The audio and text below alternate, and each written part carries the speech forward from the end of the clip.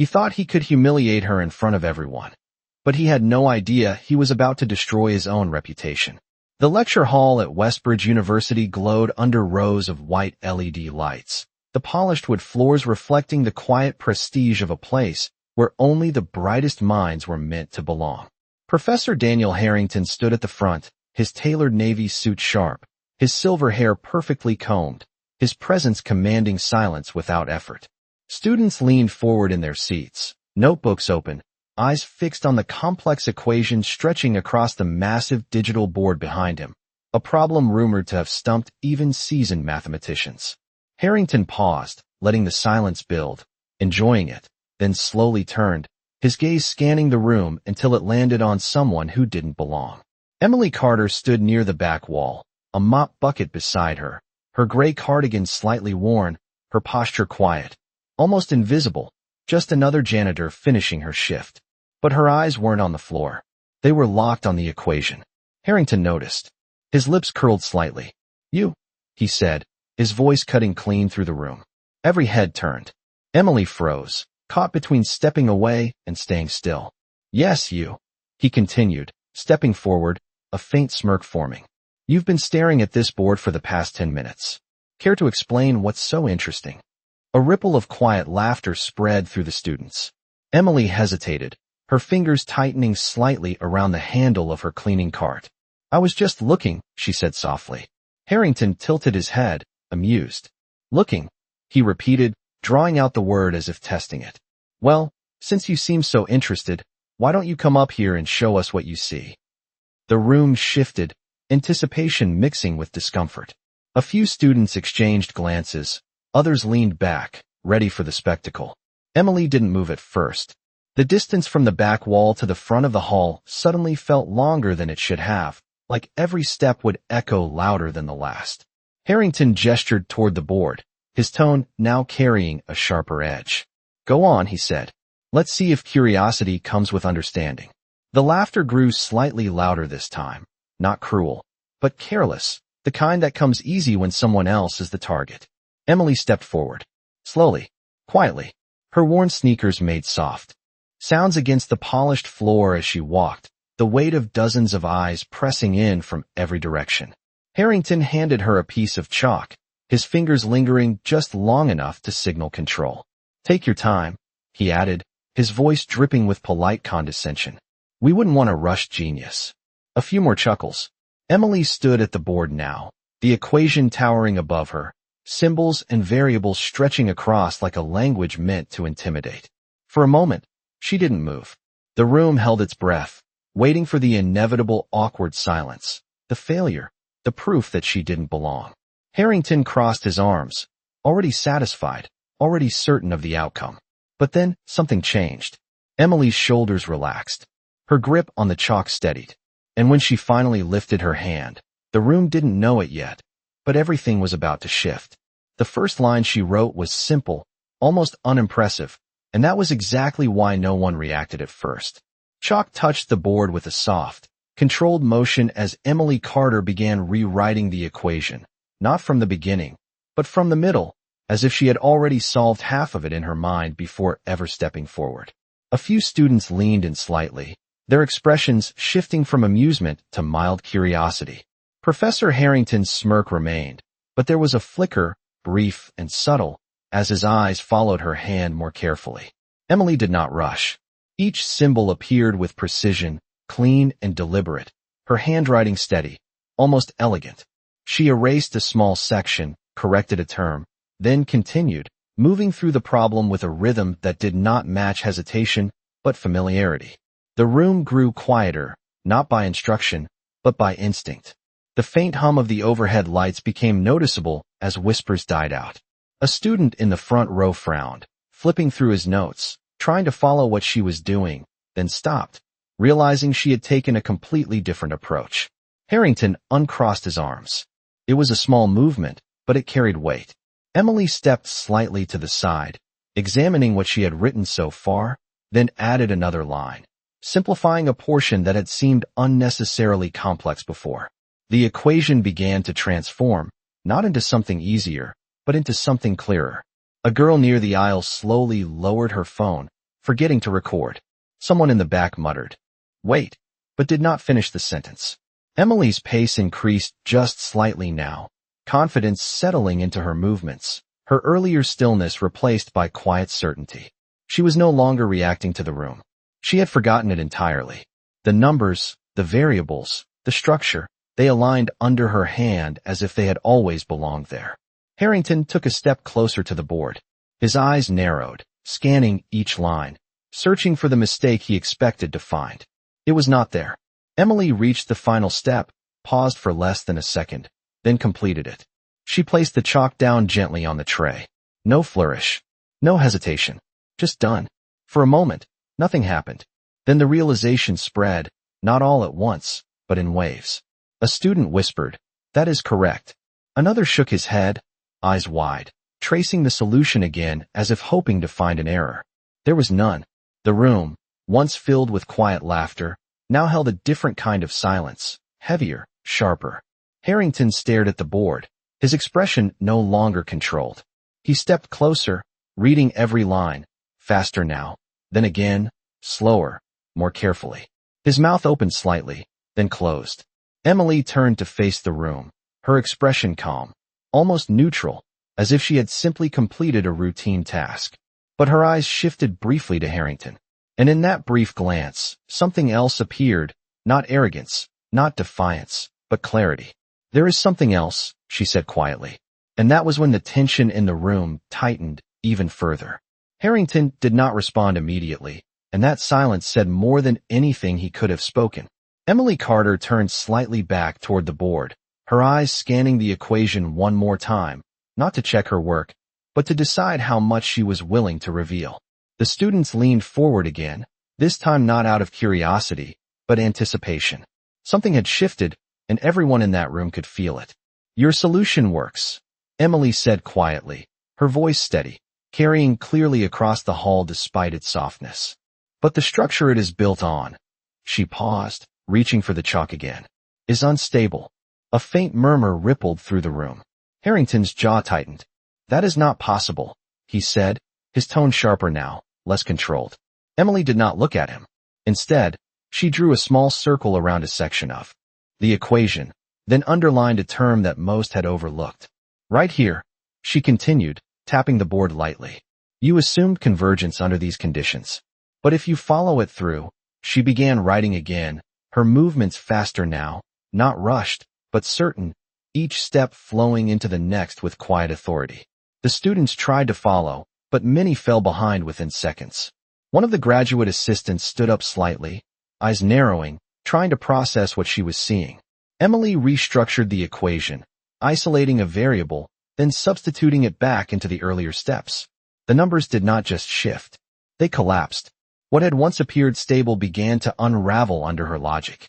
"The boundary conditions do not hold," she said, finishing the sequence with a final, precise stroke of chalk. "Which means the conclusion." She stepped back, leaving the implication hanging in the air. The room went completely still. No one laughed now. No one whispered. Harrington moved closer, almost instinctively, his eyes locked on the section she had rewritten. He read it once, then again. His breathing slowed, his confidence cracking not in a dramatic display, but in the smallest details, the way his shoulders dropped, the way his hand hovered near the board without touching it. A student near the front shook his head slowly. "That would mean," he began, then stopped, unable to finish. Another voice, quieter, almost disbelieving, said, "The entire model." Emily finally turned to face Harrington fully. Her expression remained calm, but there was something unshakable in her gaze now, something that had not been there before. Not arrogance, not defiance, just certainty. "It does not work," she said. Harrington opened his mouth, ready to respond, ready to defend, but the words did not come. For the first time since he had stepped into that lecture hall, he did not have control of the room, and everyone knew it.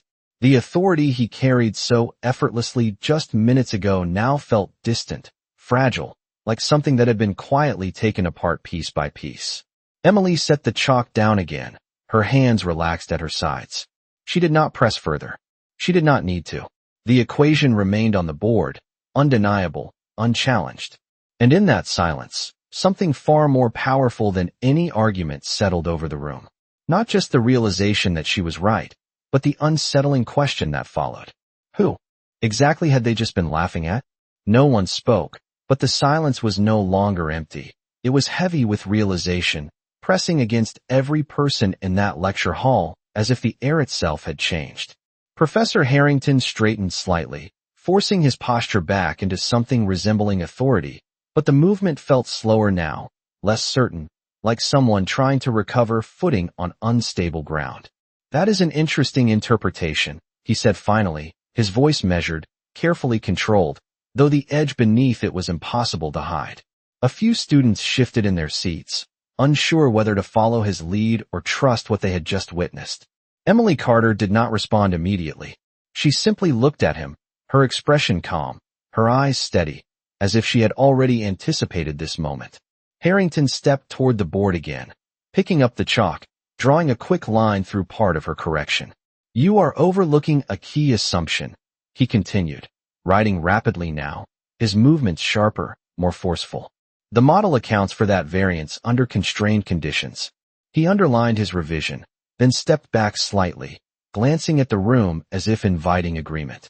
A few hesitant nods appeared, more out of habit than conviction. Emily watched the board, her gaze following his changes without interruption. Then, quietly, she reached for another piece of chalk. Only if the constraint remains constant, she said, her voice even.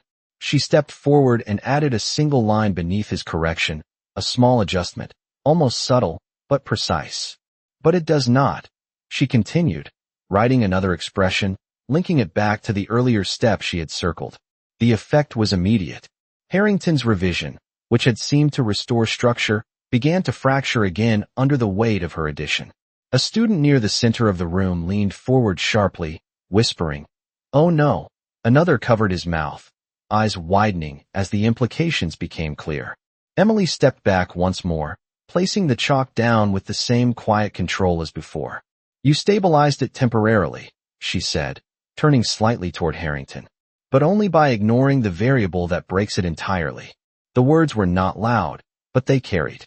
Harrington stared at the board, his expression tightening, his mind racing through possibilities, searching for a path back, a way to reclaim control of the narrative he had built.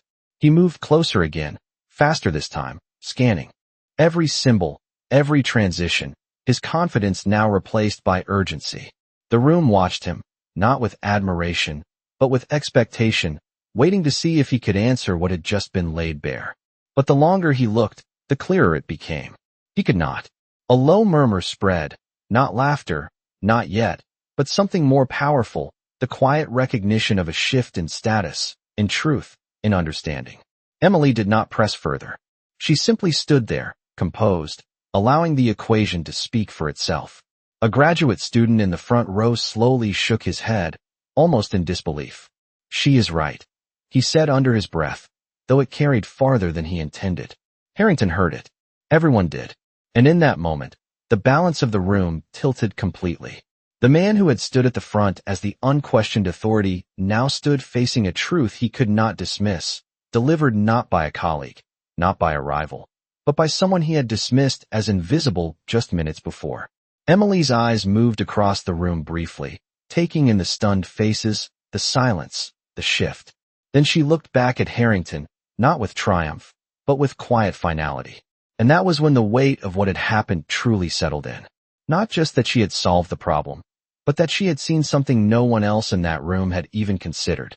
The silence did not break all at once. It fractured slowly, like glass under pressure. Each student processing the same realization at a different speed, each mind catching up to what had already happened. Professor Harrington remained at the board, but he no longer owned the space in front of it. His hand, still holding the chalk, hovered uncertainly before lowering without making a mark. For a man who had built his reputation on certainty, on precision, on always having the final word, this moment stretched longer than anything he had prepared for.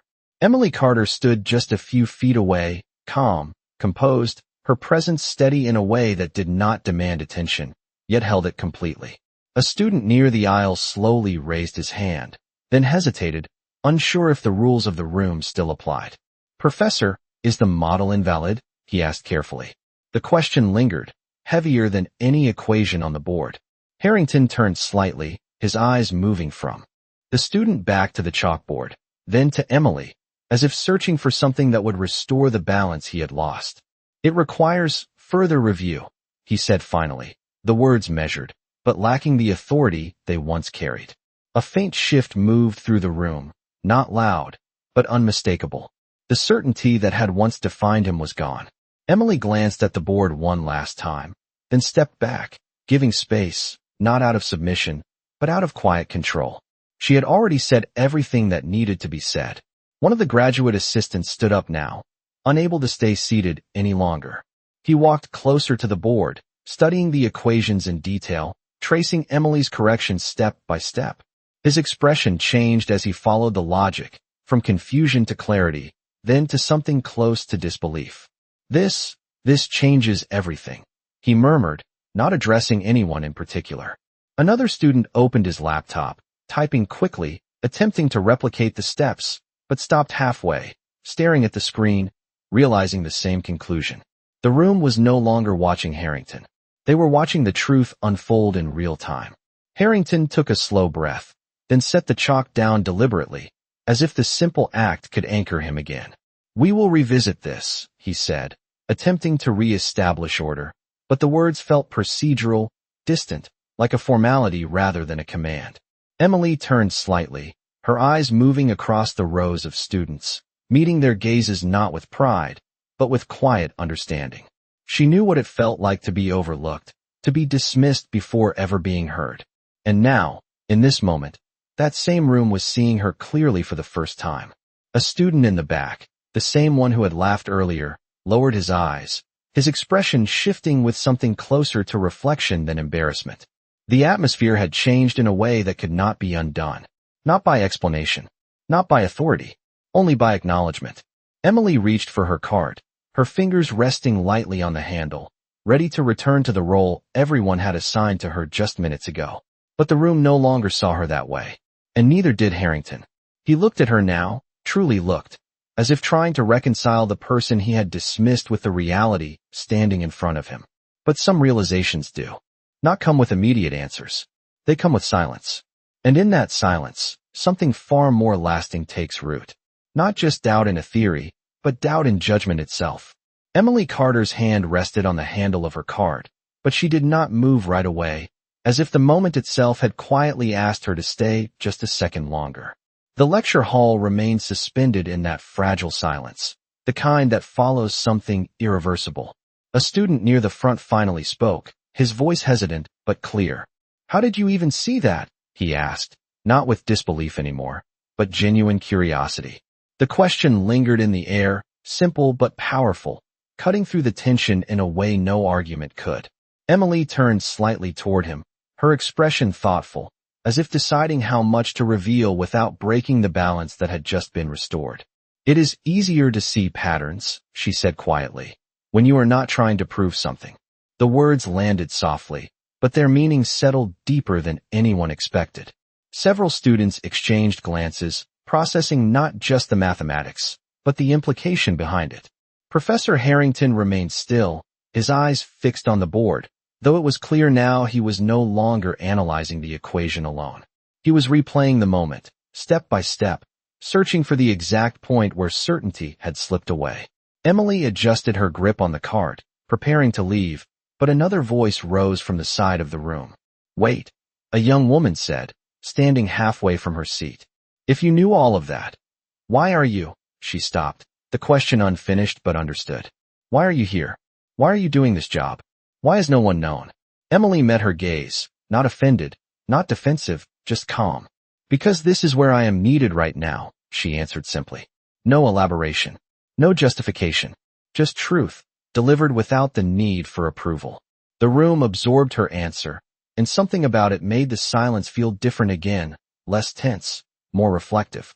A graduate assistant stepped closer to the board once more, now carefully rewriting parts of the equation into his notebook, his earlier confidence replaced by focus. "We missed it," he said quietly, almost to himself. "All of us." Harrington finally moved, slowly turning away from the board to face the room, but his posture had changed. The sharp edge of authority had softened into something more human, more uncertain. He looked at Emily again, this time not as a target, not as a distraction, but as someone he had failed to recognize. "Miss Carter," he said, his voice quieter than before, measured in a different way. "Where did you study?" It was a simple question, but it carried weight, an attempt to place her within a system he understood. Emily paused for a brief moment, then gave the smallest shake of her head. "I learned where I could," she replied. The answer did not satisfy the room's curiosity, but it shifted something else, something deeper than credentials or titles. It reminded them that knowledge does not always come with recognition, and that brilliance does not always announce itself. Harrington held her gaze for a moment longer, then gave a slight nod, not of agreement, but of acknowledgement. It was small, almost imperceptible, but in that room, it meant everything. Emily turned then, finally beginning to walk toward the exit, her steps as quiet as they had been when she entered, but the sound carried differently now. No one looked away. No one laughed. The person they had dismissed as invisible had changed something fundamental, not just in a theory, but in the way they saw the world. And as the door closed softly behind her, the room remained still, holding on to a realization that would not fade easily, that sometimes the greatest minds are the ones no one thinks to notice. The door closed behind Emily Carter with a soft click, but the sound echoed longer than it should have, lingering in the minds of everyone still seated in that lecture hall. No one moved at first. The equation remained on the board, untouched, unchanged, almost like a silent witness to everything that had just unfolded. A student in the second row slowly exhaled, as if he had been holding his breath the entire time without realizing it. "We just watched that happen," he murmured, not to anyone in particular. Another student nodded faintly, still staring at the board, her eyes tracing the lines Emily had written, trying to fully grasp what it meant. Professor Harrington remained near the front, but he no longer stood at the center of attention. The room had shifted away from him, not in defiance, but in quiet recognition that something greater had taken place. He looked at the board again, more slowly now, his eyes moving across each line Emily had written, no longer searching for a mistake, but understanding why he had missed it. For years, he had approached problems with a need to confirm his own conclusions, to refine, to reinforce, to prove. But Emily had approached it differently. She had not tried to prove anything. She had simply seen what was there. A graduate student closed his laptop halfway, his expression thoughtful. "We were all following the same path," he said softly, and she stepped completely outside of it. The words settled over the room, not as criticism, but as realization. Harrington finally stepped back from the board, his posture no longer rigid, but reflective. He glanced toward the door where Emily had exited, as if expecting it to open again, as if part of him still needed confirmation that she was real, that the moment had not been imagined. "Class dismissed," he said quietly, though no one had asked. The students did not rush to leave. Instead, they gathered their things slowly, many of them lingering, taking one last look at the board before stepping out into the hallway. Conversations began, low and thoughtful, not filled with excitement, but with questions, with reevaluation. Harrington remained behind after the last student left, the lecture hall now empty except for him and the equation. The overhead lights hummed softly as he walked closer once more, studying the correction again, tracing the logic in silence. He reached for the chalk, hesitated, then set it back down without writing anything. For the first time in a long time, he did not feel the need to respond immediately. Down the hallway, Emily moved at her usual pace, her cart rolling quietly beside her, the wheels clicking softly against the polished floor. Students passed her now, but their glances were different, no longer dismissive, no longer indifferent. Some nodded. One even said, "Excuse me," with a level of respect that had not been there before. Emily acknowledged them with a small, polite nod, nothing more. She did not slow down. She did not turn back. Whatever had happened in that lecture hall did not change who she was. But it had changed something else, something in the way others saw her. And as she turned the corner, disappearing from view, the building itself seemed quieter, as if it too understood that something important had just taken place, something that would not be easily forgotten, not by those who witnessed it, and certainly not by the one who had believed he had nothing left to learn. The next morning, the campus did not look any different, but something beneath the surface had shifted in a way that could not be seen, only felt. The same marble floors reflected the early sunlight. The same quiet hum of students moving between classes filled the hallways, but conversations had changed. Names were being mentioned in hushed tones, fragments of what happened spreading faster than any official announcement ever could. "Did you hear about the janitor?" One student whispered near the entrance. She corrected Harrington. Another replied, still sounding unsure, as if saying it out loud made it more real. Inside the lecture hall, Professor Harrington stood alone again, earlier than usual, staring at the board that had been wiped clean overnight. The equation was gone, but the absence of it felt louder than its presence had been. He set his briefcase down slowly, his movements deliberate, as if each action now required more thought than before. For years, he had walked into this room with certainty, with the unspoken assumption that he was the one who defined the boundaries of knowledge within these walls. But now, those boundaries felt incomplete. He reached for a marker, hesitated, then began rewriting the equation from memory, line by line, reconstructing the moment not to reclaim control, but to understand it. Each step came back to him clearly, including the part where everything had shifted, the point where Emily had seen what he had not. His hand paused at that exact place. He stared at it longer than necessary. Not because he did not understand it now, but because he had not understood it then. And that difference mattered more than anything. Outside, Emily Carter moved through her routine as she always had, her cart rolling beside her, the quiet rhythm of her steps unchanged. But the way people looked at her was no longer the same. A student held the door open for her without being asked. Another offered a small, respectful nod as she passed. Even the security guard at the end of the hall gave her a brief smile, something he had never done before. Emily acknowledged each gesture with the same calm politeness, never lingering, never drawing attention to herself. She did not seek the change, but she noticed it, and she understood it. Back in the lecture hall, a small group of graduate students had gathered, drawn by curiosity more than obligation. They stood near the front, watching as Harrington worked through the equation again. This time, there was no performance, no lecture, no attempt to impress. Just quiet analysis. One of them finally spoke. "Professor, she was right, was she not?" Harrington did not answer immediately. He looked at the board, then at the students, then back at the space where Emily's correction would have been. "Yes," he said finally, his voice lower than they had ever heard it. No explanation followed. No defense. Just acknowledgement. The words settled heavily, but it carried something unexpected with it. Not defeat, but clarity. Down the hallway, Emily paused briefly at a classroom door, glancing inside as a new lecture began. The professor inside was explaining a familiar concept, one she recognized instantly, one she had once studied in a very different life. For a moment, her eyes lingered, not with longing, but with quiet memory. Then she moved on, her cart rolling forward, her presence once again blending into the background. But this time, the background had changed. And somewhere behind her, in a lecture hall filled with people who had just begun to question what they thought they knew, the echo of her quiet voice remained, reshaping more than just an equation, reshaping the way they would see the next person they almost overlooked. By the end of the week, the story had traveled far beyond the walls of that single lecture hall, not through official channels or announcements, but through quiet conversations, shared glances, and the kind of respect that cannot be forced, only earned. Students who had once rushed past Emily Carter without a second thought now slowed down, not out of obligation, but awareness. Some greeted her softly. Others simply stepped aside, giving her space with a subtle nod that carried more meaning than words ever could. She accepted it all the same way she had accepted everything else, with quiet composure, never lingering, never changing her pace. Inside Westbridge University, something deeper had shifted, something that no syllabus or lecture could teach.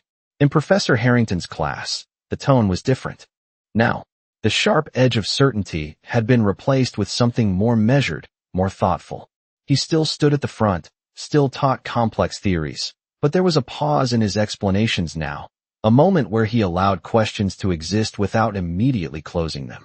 One afternoon, as he wrote across the board, He stopped mid-sentence, staring at a step that once would have passed without a second thought. The room watched him, not with fear, but with curiosity. He turned slightly, looking at his students, then back at the equation. "Is there another way to approach this?" he asked. It was a simple question, but it changed everything. Hands raised, cautiously at first, then with growing confidence. Ideas were shared, explored, challenged. The room no longer felt like a place where answers were delivered from one voice, but a place where understanding was built together. And though he never said her name, everyone knew where that change had begun. Emily continued her work as she always had, moving through hallways, classrooms, and quiet corners of the building, her presence steady, her routine unchanged. But there were moments now, small and unexpected, where the world acknowledged her in ways it had not before. A professor paused to thank her for her work. A student asked her opinion on a problem, not as a joke, but with genuine respect. She answered simply, never drawing attention to herself, never stepping beyond what was needed. She did not seek recognition, and perhaps that was why it followed her so naturally. One evening, as the sun cast long shadows across the campus, Emily stood alone in the empty lecture hall, her cart resting beside her. The board was clean, waiting for the next lesson, the next idea, the next attempt at understanding. She looked at it for a moment, her eyes calm, thoughtful, as if seeing not what was there, but what could be. Then, quietly, she reached up and adjusted a marker that had been left slightly out of place. Nothing more. No grand gesture. No reminder of what had happened. Just a small act, done with care. As she turned to leave, her reflection passed briefly across the polished floor, blending into the fading light. And somewhere in that quiet moment, without announcement, without recognition, the truth settled fully into place. That brilliance does not need attention to exist. That dignity does not require permission. And that sometimes, the most powerful change begins the moment someone chooses to see what others have ignored.